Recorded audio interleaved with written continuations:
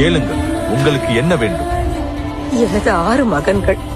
நடக்கவிருக்கும் யுத்தத்தில் ஒருவரையும் இழக்க நான் விரும்பவில்லை.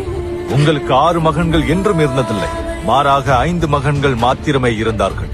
யுத்தத்திற்கு பிறகு உங்களுடைய 5 மகன்கள் உயிரோடு இருப்பார்கள் என்று உறுதி அளிக்கிறேன். ஆனால் அர்ஜுனனை தவிர வேறு யாரையும் கொல்ல மாட்டேன். இந்த யுத்தம் முடியும் போது ஒன்று அர்ஜுனன் இருப்பான் அல்லது நான் இருப்பேன். என்ன நடந்தாலும் சரி, உங்களுக்கு 5 மகன்கள் இருப்பார்கள்.